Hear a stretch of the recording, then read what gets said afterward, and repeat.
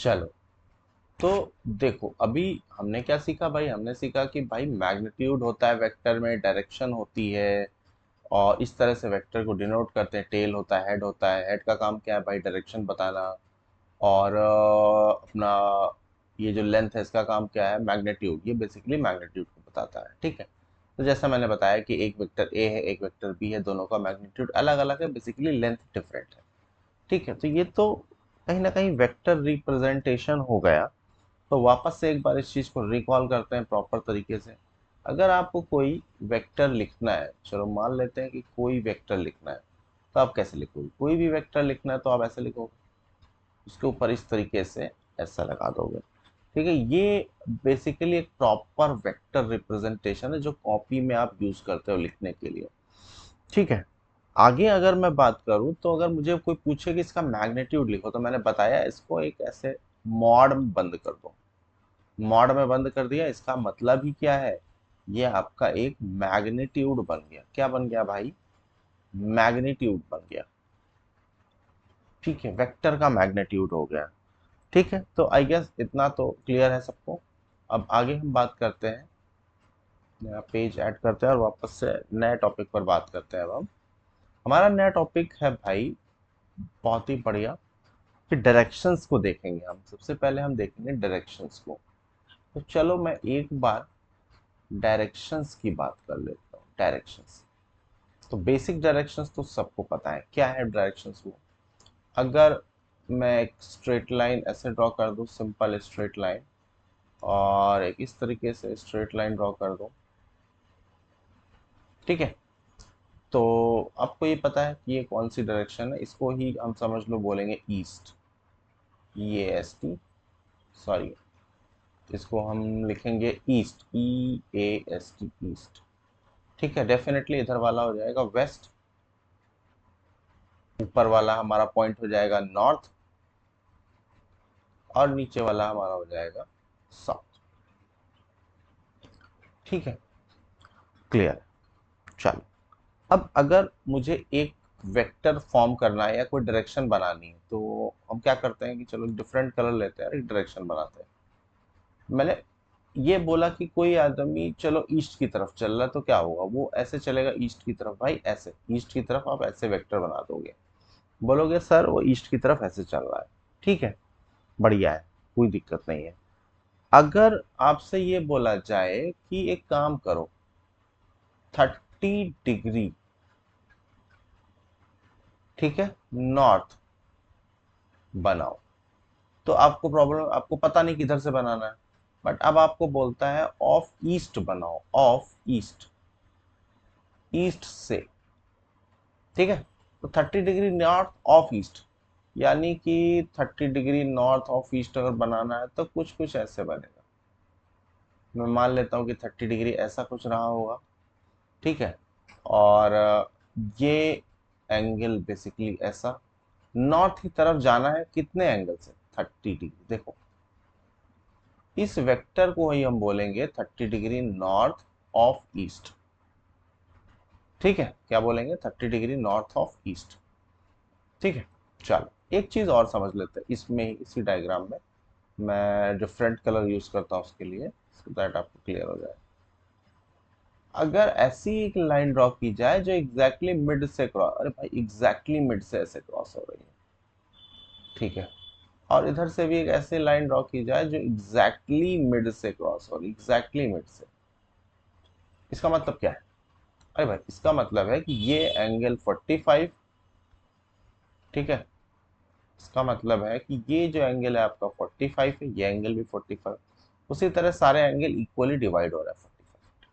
इन दिशाओं को, इन डायरेक्शंस को क्या कहोगे? इसको कहेंगे नॉर्थ ईस्ट। देखो, नॉर्थ और ईस्ट को लेकर के, ठीक है, इसको कहेंगे साउथ ईस्ट, इसको कहेंगे साउथ वेस्ट, इसको कहेंगे नॉर्थ वेस्ट। अब अगर कभी भी क्वेश्चन में आता है नॉर्थ वेस्ट डायरेक्शन, इसका मतलब है कि भाई ये 45 डिग्री पर है, ये 45 डिग्री पर। क्लियर हो रहा है? ठीक है, चलो एक सिंपल सा सवाल और करके देख लेते हैं, देखते हैं कि क्या हो रहा है इसमें। वापस से एक्सिस ड्रॉ करते हैं।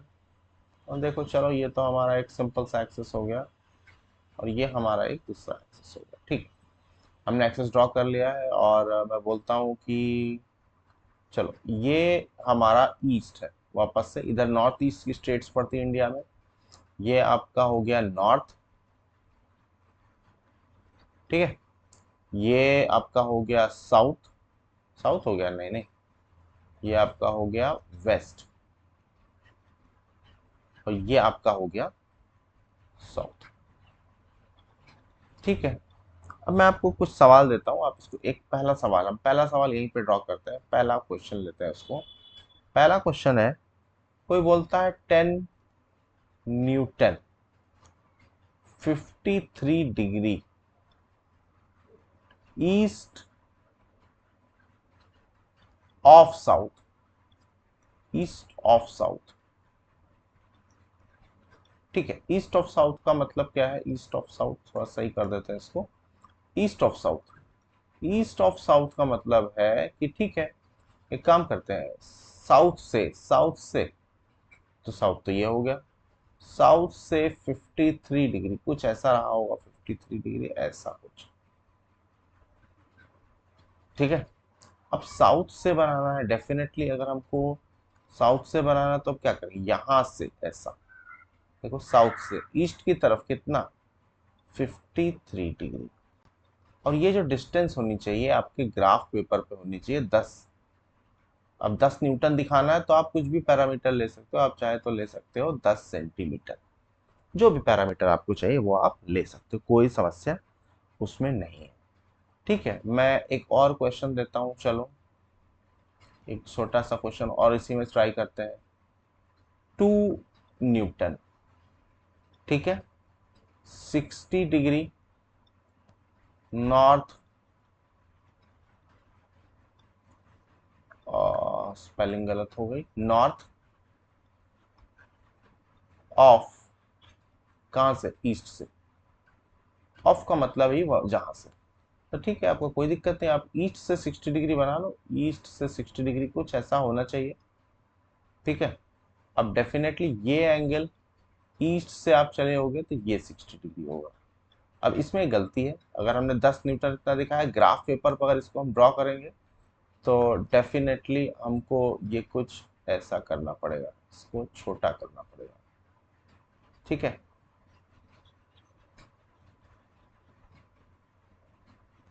ठीक है, चलो तो मैं बोलता हूं कि हमारा जो वेक्टर बना होगा वो यहीं तक होगा, कुछ तो ऐसा। ठीक है, ऊपर का मैं वापस से इरेज कर देता हूँ सो दैट कि कोई कंफ्यूजन ना रहे। अब देखो, ठीक है, सब सही है। तो ये हमारा क्या हो गया, ये हमारा 2 न्यूटन का ग्राफ बन गया। ये जो बन गया हमारा, ये क्या बन गया, 2 न्यूटन। यानी किसी बंदे ने कुछ सेंटीमीटर माना होगा, 1 न्यूटन 1 सेंटीमीटर या ऐसा कुछ, तो डेफिनेटली ये बन गया। ठीक है, अब हम कुछ इंपॉर्टेंट, बहुत ही इंपॉर्टेंट पॉइंट्स के बारे में डिस्कस करेंगे। तो चलो देख लेते हैं वो इंपॉर्टेंट पॉइंट क्या है और समझते हैं वो इंपॉर्टेंट पॉइंट। ठीक है, तो सबसे पहले ये देखते हैं कि एंगल जो होता है वो किसी वेक्टर्स के बीच में कैसे फॉर्म करता है। ठीक है, तो मैं बोलता हूं कि एंगल बिटवीन वेक्टर। ठीक है, एंगल पता करना है किसी वेक्टर के बीच में, तो किस तरह से आप उसको फॉर्म करेंगे, ध्यान से देखते जाओ, बहुत ही बढ़िया चीज है। तो मैं बोलता हूँ कि चलो ठीक है भाई, एक वेक्टर हमारा ये है, मान लो ऐसा वेक्टर है। ठीक है, मैंने बोला कि ये वेक्टर एक हो गया, मैं एक और वेक्टर बना लेता हूँ यहीं पे साइड में ऐसा। ठीक है, चलो इनको प्रॉपर वेक्टर फॉर्म में कन्वर्ट कर लेते हैं। ये का हेड लगा दिया, इसकी डायरेक्शन लगा दी। ठीक है, इसके बीच का जो एंगल होगा यही एंगल बिटवीन द वेक्टर होगा। इसको अभी के लिए मैं बोल देता हूँ कि चलो भाई ये थीटा एंगल है हमारा।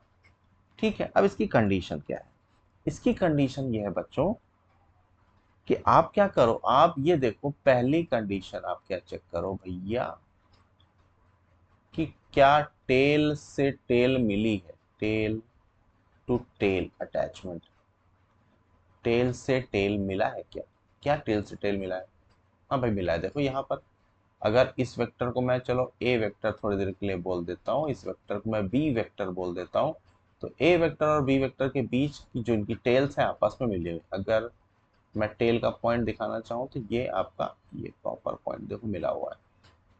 ठीक है, आई गेस आपको दिख रहा होगा आराम से, ये देखो मिला हुआ है। ठीक है, टेल टू टेल मिला होना चाहिए। दूसरा, अब कोई हमसे बोल सकता है कि सर इधर वाला एंगल लिया, हम क्या ये वाला एंगल भी तो ले सकते थे? भाई ले सकते थे, ये वाला एंगल ले सकते थे क्या? या तो हम ये एंगल ले लें या तो ये एंगल चूज कर लें, लेकिन आप हमेशा स्मॉलर वन साइड चूज करोगे एंगल की। यानी कि एंगल का जो पॉइंट है, जो एंगल का पॉइंट होना चाहिए वो जीरो, यानी थीटा की वैल्यू अगर मैं बात करूं तो वो जीरो से थीटा लेस देन और is equal to 180 degree, 180 degree ऐसे ऐसे होना चाहिए। ठीक है, कभी भी आप हायर साइड नहीं लोगे एंगल बिटवीन द वेक्टर। ठीक है, क्लियर है सबको? कोई दिक्कत इसमें आई गेस नहीं होगी किसी को भी। ठीक है, बढ़िया। चलो कुछ आसान से सवाल कर लेते हैं फटाफट से और देखते हैं कि हम कितना इसमें कर पा रहे हैं। आई गेस ये एंगल वाला कॉन्सेप्ट सबको क्लियर हो गया होगा। जो आप स्मॉलर साइड ले रहे हो, ये जो स्मॉलर साइड है यही आपका एंगल आपको लेना है। स्मॉलर साइड, लॉन्गर साइड या लार्जर साइड आपको नहीं लेना। आपको ये दो कंडीशन हमेशा ध्यान रखनी है, टेल टू टेल वाली। इसमें किसी को कोई परेशानी आई गेस नहीं होनी चाहिए। ठीक है, एक रूल, कुछ पॉइंट्स और पढ़ लेते हैं फिर इसके क्वेश्चन करते हैं हम। ठीक है, चलो, ताकि हमें कोई कहीं परेशानी ना हो और हम कहीं पे फंसे नहीं। ठीक है, तो कुछ इंपॉर्टेंट पॉइंट है। मैं पहला इंपॉर्टेंट पॉइंट में बोलता हूँ कि इंपॉर्टेंट पॉइंट, इंपॉर्टेंट पॉइंट्स। ठीक है, एक इंपॉर्टेंट पॉइंट मैं बोलता हूं कि पहला इंपॉर्टेंट पॉइंट हमारा जो है बहुत ही ज्यादा बढ़िया, कि अगर आपके पास कोई वेक्टर है, कैसा भी वेक्टर है, चलो मैं बोलता हूं कि ये हमारे पास एक वेक्टर है ऐसा, और जब आप इसको रोटेट कर देते हो, देखो कैसे रोटेट करते हैं, ऐसे ऐसे रोटेट करके वापस लाते हो। ठीक है, मैं फिर से आपको दिखाता हूँ। चलो एक वेक्टर मैं बीच में लेता हूँ, ये वेक्टर है आपका, मैंने इसको ऐसे बना दिया। अब मैं बोलता हूँ इसको रोटेट करते हैं, यहीं से इसको ऐसे रोटेट करते हैं, ये वेक्टर है। अब देखो इसको रोटेट कर रहा है, और रोटेट करके वापस उसी सिचुएशन में ले आते हैं। अगर उसी सिचुएशन में ले आते हैं तो कोई चेंज आएगा क्या? फिर से देखो, रोटेशन ऐसे हो रहा है, जीरो से बढ़ता गया बढ़ता गया बढ़ता गया, रोटेशन बढ़ता गया बढ़ता गया, वापस आ गया वहीं पे वहीं पे आ गया। तो क्या रोटेट, कोई चेंज आएगा वेक्टर पे? नहीं, कोई चेंज नहीं आएगा। हमने कितना रोटेट किया, जीरो से चले, जीरो से चले, और कितना रोटेट किया हमने? हमने रोटेट किया भाई मेरे 2 पाई रोटेट कर दिया। कितना? 2 पाई, 2 पाई मतलब 360। ठीक है, चलो, तो इसका ये मतलब हुआ अगर किसी भी वेक्टर को आप रोटेट कर रहे हो, कितना रोटेट कर रहे हो? आप उसको रोटेट कर दे रहे हो 2 पाई, ऐसा कुछ। यार को ऐसे नहीं समझाते हैं इसको, आप ऐसा रोटेट कर दे रहे हो, ऐसा जीरो से चलते गए चलते गए चलते गए चलते गए चलते गए, कितना रोटेशन हो गया आपका? आपका रोटेशन हो गया 2 पाई। 2 पाई को बेसिकली हम कह सकते हैं 360 डिग्री। ठीक है ना? तो इतना रोटेशन हो गया और वेक्टर इतना रोटेट हो गया। ठीक है, तो वेक्टर में कोई भी चेंज नहीं आएगा, है ना? सही है ना भाई? तो मैं लिख सकता हूं कि if we rotate 2 pi to a vector, there will not be any change, there will not be any change। Change किस में चेंज नहीं होगा? इन वेक्टर डायरेक्शन एंड, और दूसरा क्या? मैग्नीट्यूड। मैग्नीट्यूड में चेंज नहीं होगा भाई मेरे, मैग्नीट्यूड में उसकी वैल्यू नहीं बदलेगी। ठीक है, दूसरा बहुत ही बढ़िया मजेदार चीज है। दूसरा, दूसरा क्या है, अगर आप ये चाहते हो कि किसी वेक्टर को उठा के कहीं रखना है, इसको सही मायने में बोले तो इसको बोलते हैं भैया पैरेलल शिफ्ट। तुम्हारी और मेरी जिंदगी में जैसे दुनिया पैरेलल घूम रही ना, पैरेलल, वैसे इसको बोलते हैं पैरेलल शिफ्ट। पैरेलल शिफ्ट में क्या होता है? पैरेलल शिफ्ट में अगर बात करे कोई, तो एक चीज तो ये होती है, पहली चीज क्या होती है भैया, पैरेलल शिफ्ट में दो चीजें होती हैं। दो चीजें कौन सी दो चीजें? चलो, पैरेलल शिफ्ट में पहली चीज ये होती है कि अगर आप शिफ्ट करोगे तो शिफ्ट पैरेलल शिफ्ट करोगे। कैसा शिफ्ट करोगे? पैरेलल, जैसा है वैसा शिफ्ट करोगे। दूसरा, उसका मैग्नीट्यूड नहीं बदलना चाहिए। Magnitude should not change, should not change. अरे भाई, इसका क्या मतलब है? इतना क्या कहानी है इसमें? कुछ नहीं है, बहुत आसान है। देखो, मैं बोलता हूँ कि भाई एक वेक्टर ले ली, एक वेक्टर बना देते, चलो एक वेक्टर बना देते, ये वेक्टर बना दिया, ठीक है। इस वेक्टर का नाम कुछ तो रख देते हैं, चलो इस वेक्टर का नाम ए रख देते हैं। अब मुझे ये अच्छा नहीं लग रहा है, मेरा मन नहीं कि मैं इसको यहाँ पे रखूँ, मेरा मन कर रहा है कि चलो मैं इधर कहीं रख देता हूँ, इधर कहीं, इधर कहीं, इधर कहीं। तो क्या करते हैं, इसको उठा करके ऐसे के ऐसे, ऐसे के ऐसे, ऐसे के ऐसे, देखो बिल्कुल उसी डायरेक्शन, बिल्कुल उसके पैरेलल ऐसे रख दिया। देखो, इसको उठा के ऐसे रख दिया, कोई समस्या नहीं, कर सकते हैं ये काम। फिर मेरा मन नहीं माना, मैंने कहा नहीं नहीं, इसको उठा के ऐसे रख दो। देखो, ऑलमोस्ट वैसा ही, ठीक है, ऐसे रख दिया। किसी की भी लेंथ में कोई चेंज नहीं हुआ, ठीक है। तो ये कैसा शिफ्ट है? ये पैरेलल शिफ्ट, मतलब वेक्टर जैसा वेक्टर है उसको उठा के वैसा रख सकते हो। चलो एक वेक्टर और लेते हैं, एक वेक्टर ऐसा है, मैं बोलता हूँ, एक मिनट गाइस।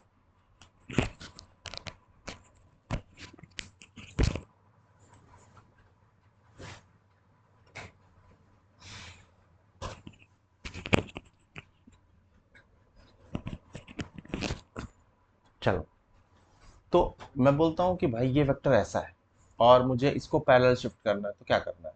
ये वेक्टर मैं बोल देता हूँ कि चलो ये बी वेक्टर है, इसको पैरेलल शिफ्ट करना है, इसको उठा करके यहाँ रख दिया ऐसे। ठीक है, कोई दिक्कत नहीं है। मतलब किसी भी वेक्टर को कहीं भी उठा के आप रख सकते हो, बस कैसे रखो कि डायरेक्शन, पैरेलल का मतलब है direction should not change, direction में चेंज नहीं होना चाहिए। और क्या चेंज नहीं होना चाहिए? उसका मैग्नीट्यूड चेंज नहीं होना चाहिए। अगर आप ऐसा कर पाते हो तो आप पैरेलल शिफ्ट आराम से कर ले रहे हो, कुछ नहीं है, फालतू की बात है। बस उठा के जैसा है वैसा कहीं भी रख दो, कुछ भी टेंशन लेने की जरूरत नहीं है। ठीक है, आई गेस इतना समझ में आ गया होगा। ठीक है, चलो एंगल फॉर्म करते हैं और एंगल फाइंड आउट करते हैं, जरा देखते हैं कैसा कैसे कुछ क्वेश्चंस करते हैं।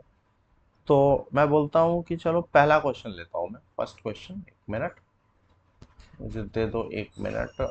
ठीक है, चलो फर्स्ट क्वेश्चन मैंने लिया। फर्स्ट क्वेश्चन आपका ये है कि यहाँ पर ऐसा एक वेक्टर बनाया हमने, मैंने बोला कि चलो ठीक है, ये एक वेक्टर है, ठीक है, और एक दूसरा वेक्टर ऐसे बना दिया, ऐसा, ठीक है भाई, और इसके ऊपर ऐसे एरो लगा दिया, एक इसके ऊपर एक ऐसे एरो लगा दिया, ठीक है। बीच का एंगल मैंने बोला कि चलो हमें पता नहीं है, ये एंगल मैं बोल देता हूँ कि चलो भाई ये एंगल आपका 330 डिग्री है। आसान सवाल, कैसे करेंगे? बीच वाला जो एंगल है इसको कैसे पता करेंगे भाई? बीच वाला जो एंगल है इसकी वैल्यू कितनी हो जाएगी? इसकी वैल्यू हो जाएगी, डेफिनेटली आप निकालोगे कैसे, इसकी वैल्यू हो जाएगी 30 डिग्री। कैसे आया? आप लिखोगे सर सिंपल है, 360 का पूरा एंगल माइनस 330 हमने कर दिया, और हमारा एंगल, हमको शॉर्टर साइड चाहिए था, मिल गया हमें। ठीक है, कोई दिक्कत नहीं है। एक काम करते हैं, दूसरा क्वेश्चन करते हैं। दूसरा क्वेश्चन क्या है कि चलो एक वेक्टर ये है और एक वेक्टर इधर कहीं पे ऐसा है, ठीक है। ये एक वेक्टर, ये दूसरा वेक्टर, और ये एंगल आपको दिया है भाई, एंगल दिया है 120 डिग्री, 120 डिग्री का ये एंगल दिया है, ठीक है। अब आपसे क्या पूछ रहा है कि find the angle in between. तो अब देखो पहला चीज हमें क्या टेस्ट करना है कि क्या ये दोनों वेक्टर, चलो एक बार ट्राई करो, एक काम करते हैं, ट्राई करो इसको जरा, ट्राई हो रहा है क्या देखो एक बार। ठीक, आई गेस कि ट्राई हो रहा है। तो देखो जरा, क्या ये दोनों वेक्टर टेल टू टेल जुड़े हैं? नहीं। इसका टेल देखो जरा, अगर पीछे वाले वेक्टर का देखें तो इसका टेल तो यहाँ पर है देखो, और इसका टेल भाई यहाँ पर इस जगह पर है। ये तो गड़बड़ हो गई, इसका मतलब क्या, हमें टेल टू टेल ऐड करना है, तो ठीक है कोई दिक्कत नहीं है। एक काम करो, इस वेक्टर को देखो, इस वेक्टर को, ये वाला वेक्टर, कौन सा वेक्टर, नीचे वाला, और इसको ही पैरेलल शिफ्ट करके आगे लिख सकते हैं क्या? मतलब इसी वेक्टर को मैं नाम दे देता हूँ ताकि प्रॉब्लम ना हो, इसको ए, चलो इसको ए नाम दे दिया, इस वेक्टर को ए नाम दे दिया, इस वेक्टर को बी नाम दे दिया, और बी वेक्टर को आगे की तरफ पैरेलल शिफ्ट कर दो यहाँ पे। बी वेक्टर यहाँ आ गया देखो, बी वेक्टर को पैरेलल शिफ्ट कर दिया। अब तो कोई दिक्कत नहीं आई गेस। जब ये पूरा एंगल इतना, तो ये एंगल कितना होगा भाई? पूरा एंगल होता है आपका, पूरा एंगल ये पूरा होता है 180 डिग्री, सही है ना? अरे भाई हाँ ना, बोलो ना, 180 डिग्री होता है। तो 180 डिग्री होता है तो इसमें से 120 चला गया, ये वाला पार्ट कितना आ गया? 60। आई गेस हमें दोनों के बीच का एंगल मिल चुका है। क्लियर है सबको? कोई समस्या? मुझे नहीं लगता कोई प्रॉब्लम होगी। ठीक है, एक क्वेश्चन और देख लेते हैं बढ़िया सा, थर्ड क्वेश्चन।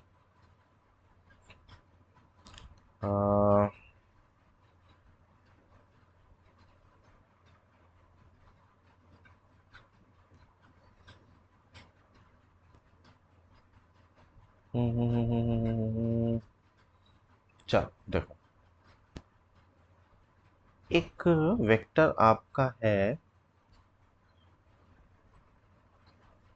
एक मिनट, हाँ ठीक है। चलो एक क्वेश्चन ये है, ऐसा ले लिया, और एक क्वेश्चन कुछ तो ऐसा ले लिया। ये एक वेक्टर है और ये एक वेक्टर है, इनके बीच का एंगल है आपका, हमें नहीं पता, और ये आपका ऐसा है, इधर का एंगल दे रखा है 30 डिग्री। ये एंगल, आपको ये एंगल पता करना है, ये एंगल, ठीक है। तो आई गेस ये तो बहुत ही आसान है, नीट लेवल का भी नहीं, ये बहुत ही बकवास क्वेश्चन है। डेफिनेटली अभी हमने समझ में आया कि पूरा का पूरा एंगल कितना होता है। अरे भाई पूरा का पूरा एंगल होता है 180। तो ये वाला हिस्सा कितना हो जाएगा? ये हो जाएगा 180 में से 30 माइनस कर दो, कितना हो गया? 150, 150 डिग्री का कुछ तो एंगल बन रहा होगा, ठीक है। तो आई गेस इतने सवाल बहुत है आज के लिए। देन अब हम अगले टॉपिक पे चलते हैं। अगला टॉपिक हमारा है टाइप्स ऑफ वेक्टर। देखो क्या है नेक्स्ट टॉपिक से बच्चा, टाइप्स ऑफ वेक्टर। आराम से समझो, बहुत ही बढ़िया ये चीज है वेक्टर, और टाइप्स ऑफ वेक्टर समझते हैं आराम से, फटाफट एक एक मिनट में समझते हैं, ठीक है। तो ये बहुत बड़ा टॉपिक नहीं, बहुत छोटा सा टॉपिक है हमारा, जल्दी कवर हो जाएगा ये। सबसे बढ़िया इसका ये है कि पहला ए वाला हम मान लेते हैं, चलो पहला वाला लेते हैं। पहला है जिसको बोलेंगे, कैसे वेक्टर होते हैं भाई? Equal vector. अरे भाई इक्वल वेक्टर क्या, आसान है, बहुत ही आसान है। इक्वल वेक्टर कुछ नहीं, चलो मान लेते हैं एक वेक्टर ये हो गया, दूसरा मान लेते हैं, देखो भाई एक वेक्टर ये हो गया, ठीक है। अब मैं बोलता हूँ कि चलो इस वेक्टर का नाम मैंने दे दिया, इसका नाम दे देते हैं ए वेक्टर, और इसका नाम दे देते हैं भाई बी वेक्टर, ठीक है।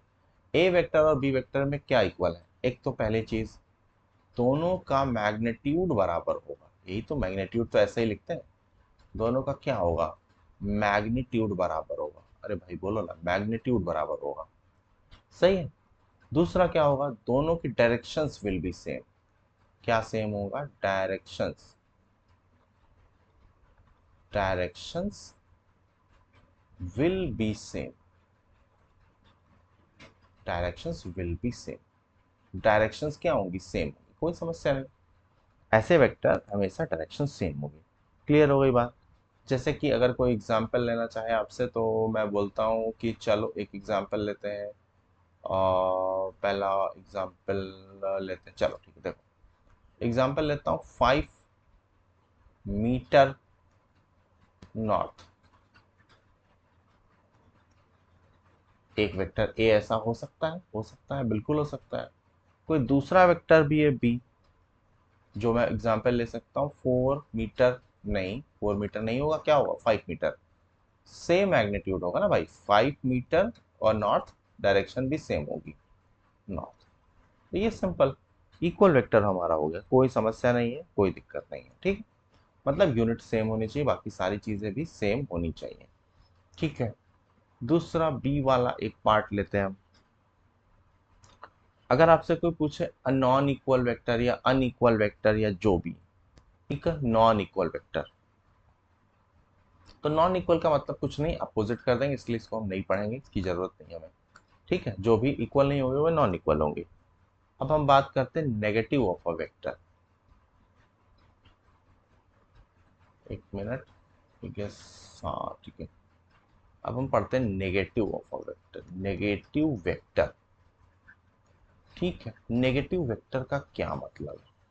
नेगेटिव का वेक्टर का मतलब भाई मेरे कि अगर एक वेक्टर ऐसा है और एक वेक्टर कुछ तो ऐसा है, ठीक है। अब ध्यान से देखो, ये वेक्टर ऐसा है, इस तरह से है, और ये वेक्टर की डायरेक्शन अपोजिट, ठीक है। चलो नए पेज पे ज़्यादा समझ में आएगा ये नेगेटिव ऑफ अ वेक्टर।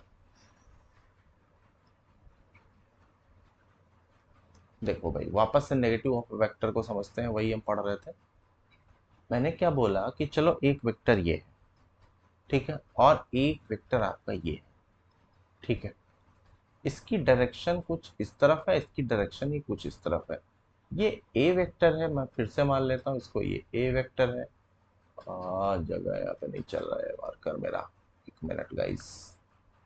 तो ये ए वेक्टर है ऊपर वाला, तो ये वेक्टर हमारा मैं बोल देता हूँ कि चलो बी वेक्टर है, ठीक है। अब अगर आप ध्यान से देखो तो ए वेक्टर और बी वेक्टर में क्या डिफरेंस है? दोनों का डायरेक्शन, अरे भाई ये इधर देख रहा है, इधर देख रहा है, इधर जा रहा है, इधर जा रहा है, दोनों का डायरेक्शन डिफरेंस है। इसका मतलब इसका जो है पहला पॉइंट इसका क्या होगा कि भाई ठीक है सेम मैग्नीट्यूड, क्योंकि दिख रहा है लेंथ सेम।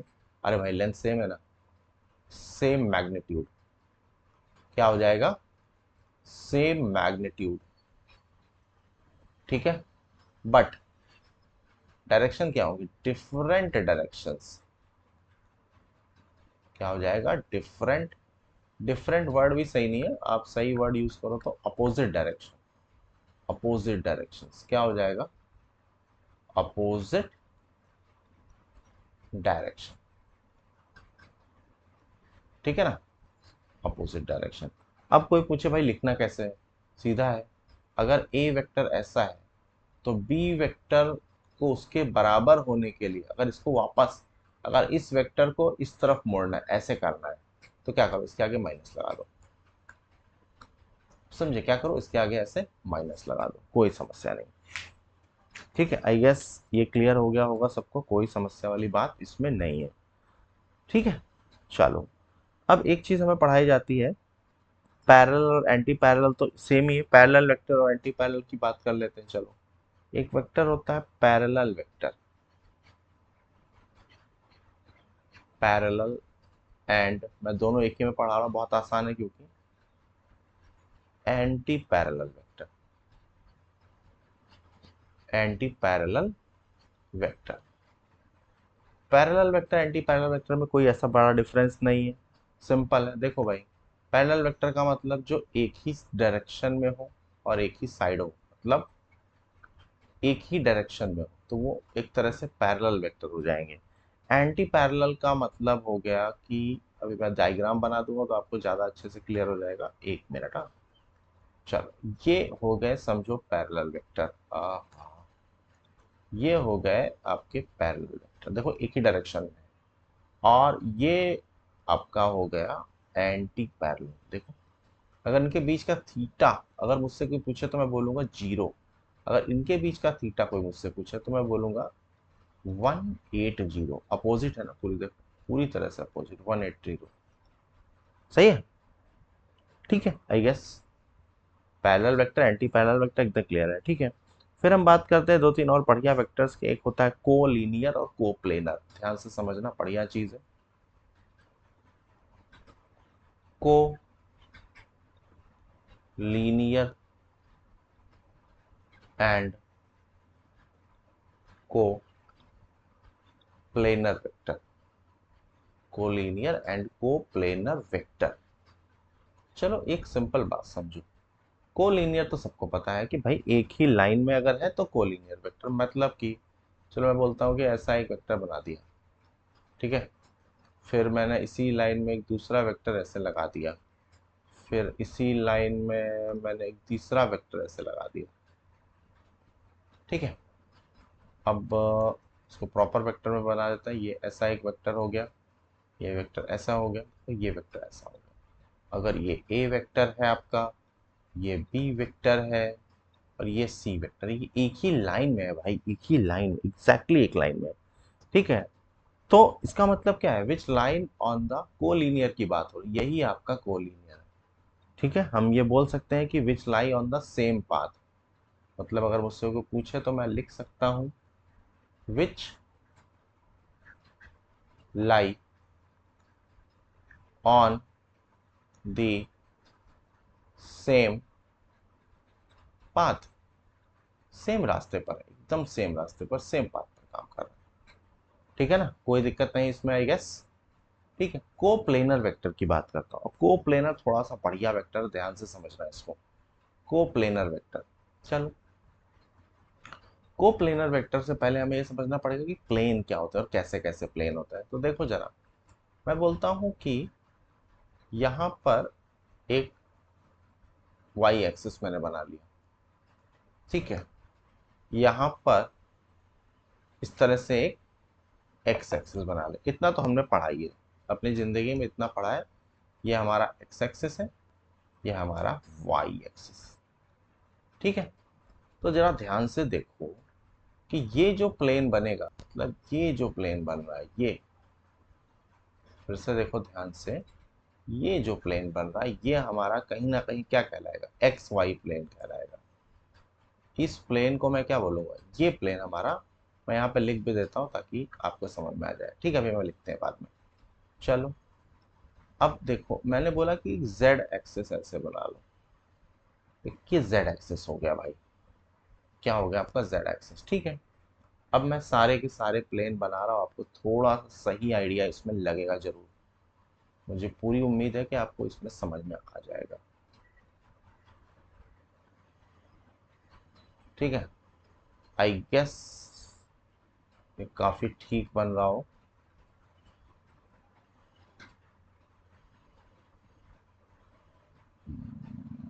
ठीक है, ये सही बन गया है। एक काम करते हैं, इसको रफ कर देते हैं,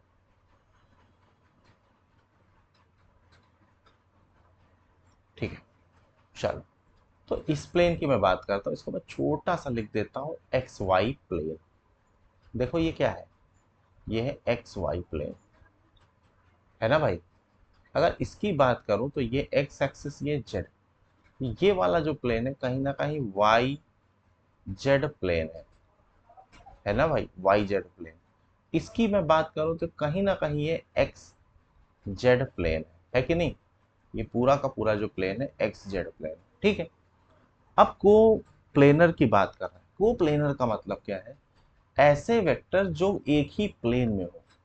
ऐसे वेक्टर्स जो एक ही प्लेन में, मतलब अगर मैंने एक वेक्टर देखो ऐसे बना दिया, ठीक है, और मैं बोलता हूं कि एक वेक्टर ऐसे बना दिया। अब ये दोनों वेक्टर भाई किस प्लेन में है, ये दोनों जो वेक्टर है ये एक्स वाई प्लेन में है कि नहीं, हाँ है, एक ही प्लेन में, हाँ है। तो ये क्या कहलाएंगे, कोप्लेनर कहलाएंगे। क्लियर हो रही बात, ये कैसे कहलाएंगे, कोप्लेनर कहलाएंगे। कैसे कहलाएंगे भाई ये, कोप्लेनर, ठीक है। अब मैं एक तीसरा डायग्राम बना रहा हूं, ध्यान से देखो। एक वेक्टर ऐसा भी तो हो सकता है जो इस प्लेन में हो, एक वेक्टर ऐसा भी तो हो सकता है जो इस प्लेन में हो, मतलब इस प्लेन में।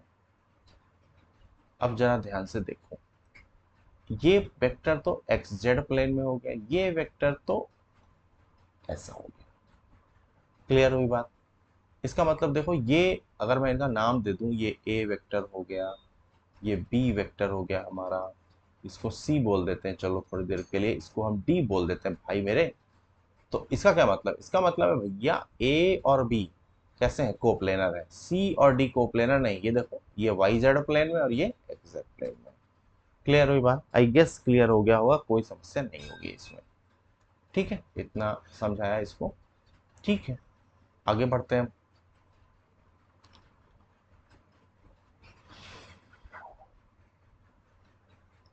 चलो, एक चीज और समझो, एक होता है कॉन्करेंट वेक्टर, एक होता है भाई कॉन्करेंट वेक्टर। कॉन्करेंट वेक्टर कुछ भी नहीं, सिंपल है, बहुत ही सिंपल चीज है। क्या है कॉन्करेंट वेक्टर? कोई वेक्टर है, चलो मान लेते हैं ये एक वेक्टर है, ठीक है, और ये एक दूसरा वेक्टर है, ठीक है। अब मैं बोलता हूं कि इस वेक्टर को मैंने कह दिया पी वेक्टर, बहुत देर से ए भी यूज कर रहा था, हम नाम बदल देते हैं, ये हो गया क्यू वेक्टर। अच्छा ये देखो कि क्या पी और क्यू अगर आगे बढ़ाएं कभी भी तो ये कट करेंगे एक दूसरे को? हाँ देखो, शायद कट करेंगे। अगर मैं इस वेक्टर को ऐसे आगे बढ़ा देता हूँ और क्यू वेक्टर को भी ऐसे आगे बढ़ा देता हूँ तो ये कट कर रहा है, कट कर रहा है कि नहीं कट कर रहा है? इसका मतलब ये क्या है, ये कैसे वेक्टर है, कॉन्करेंट वेक्टर है। अगर एक तीसरा वेक्टर हम और ले लेते कोई, जो डेफिनेटली इसको कट कर रहा होता है ऐसा, ठीक है, और मैंने इसको बोल दिया कि चलो ये पी क्यू आर वेक्टर है। देखो ये तीनों एक ही पॉइंट पर कट कर रहे हैं, इस पॉइंट पर कट कर रहे हैं, तो ये कैसे वेक्टर हो गए, कॉन्करेंट वेक्टर हो गए। ठीक है, कैसे हो गए, कॉन्करेंट वेक्टर हो गए। आई गेस क्लियर होगा सबको। अब हम एक बढ़िया बात करते हैं जो हमारे लिए सबसे इंपॉर्टेंट है, वही यूनिट वेक्टर। चलो भाई यूनिट वेक्टर की बात करते हैं। यूनिट वेक्टर, यूनिट वेक्टर क्या है भाई? यूनिट वेक्टर का मतलब है, यूनिट का मतलब होता है वन, ठीक है। तो यूनिट वेक्टर का मतलब है कि अ वेक्टर which has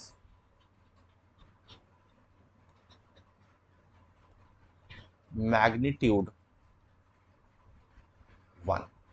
ऐसा कोई वेक्टर जिसका मैग्नीट्यूड क्या वन हो, ऐसा कोई वेक्टर जिसका मैग्नीट्यूड क्या वन हो। यानी कि अगर कोई वेक्टर है आपके पास और आप उस वेक्टर का मॉड ले लेते हो, तो फाइनल आंसर कितना आना चाहिए, वन आना चाहिए। ऐसा है तो, बट अब इसका काम क्या है, ये सबसे इंपॉर्टेंट वेक्टर है, इसका काम क्या है? अरे भाई इसका काम क्या है, इस वेक्टर का काम जानते हो क्या है? जो तुम्हारी जिंदगी में तुम्हारे टीचर लोगों का है और तुम्हारे मम्मी पापा का है, क्या है, डायरेक्शन बताना। ठीक है, ये डायरेक्शन बताता है, किसी भी वेक्टर की ये डायरेक्शन बताता है, यूनिट वेक्टर। सही है, ठीक है, जैसा कि तुम्हारे टीचर और तुम्हारे मम्मी पापा सही बात बताते हैं कि रील मत चलाओ ज्यादा, तो वैसा ही ये डायरेक्शन बताता है, पढ़ाई करो ऐसा बोलते हैं ना, तो वैसा ही ये काम इसका क्या है, डायरेक्शन बताना।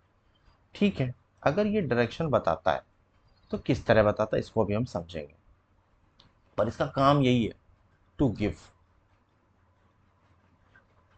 क्या देना, डायरेक्शन देना, किसकी, of a vector, to give direction of a vector, किसी भी वेक्टर की डायरेक्शन देना इसका काम है।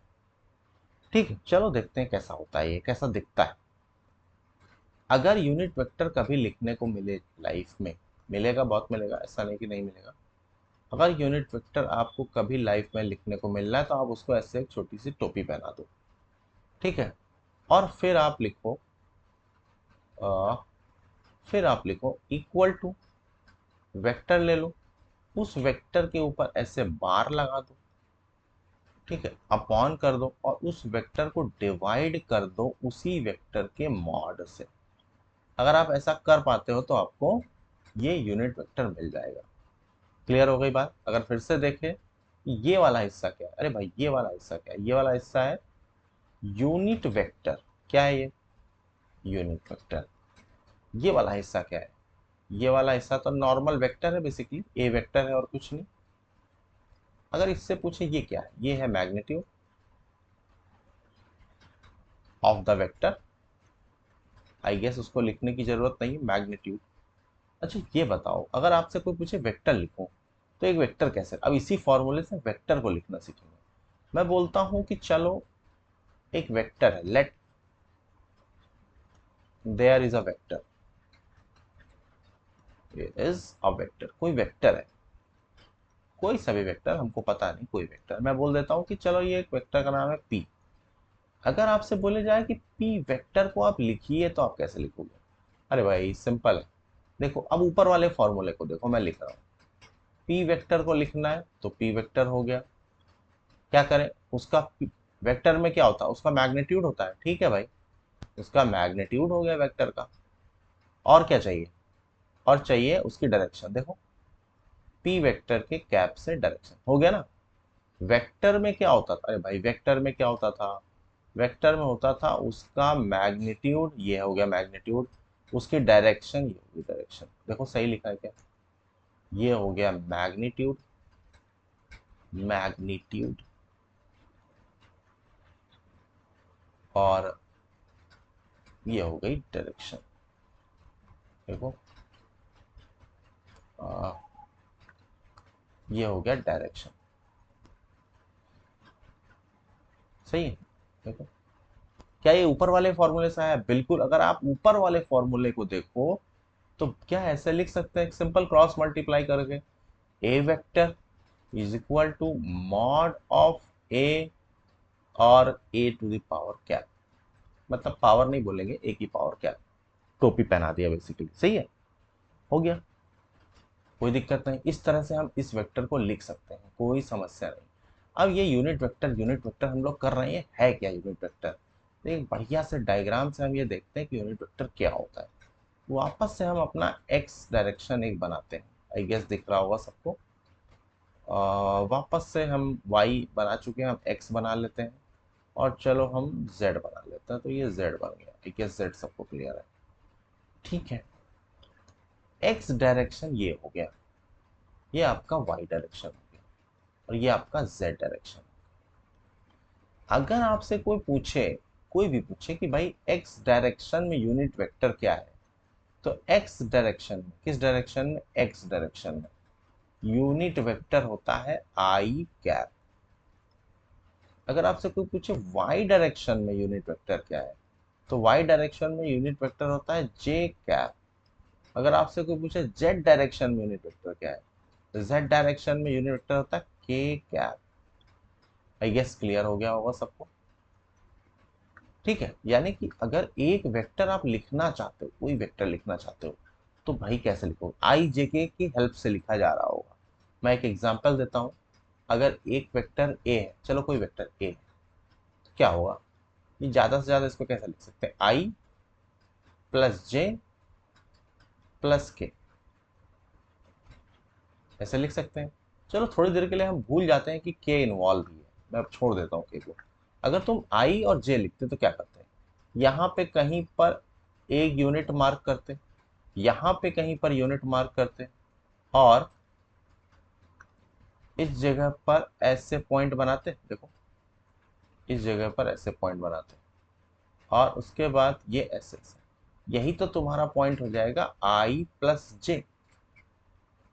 ये वेक्टर, और वेक्टर कैसे बनेगा, ये वेक्टर देखो, ये वेक्टर तुम्हारा बन गया, सही है। अब अगर आई प्लस जे प्लस के हो जाए वेक्टर का नाम, तो क्या होगा, कुछ ऐसा होगा, देखो मैं उतना अच्छा नहीं बना पाऊंगा, पर ये कुछ कुछ तो ऐसा हवा में होगा। एक काम करते हैं, इसको रफ करते हैं तो आपको समझ में आएगा, ये बहुत ही गंदा हो गया है। 3D में कोई एंगल अगर है, तो 3D में अगर देखो इस प्लेन में है, तो इस प्लेन, मैं इसको ऐसे मान ले रहा हूँ, ऐसा वेक्टर, आई गेस थोड़ा ही अच्छे से समझ में आ रहा होगा। अब इस वेक्टर में बोल देता हूँ कि आई प्लस जे प्लस के, मैं बोलता हूँ कि ये वेक्टर जो होगा आई प्लस जे प्लस के होगा,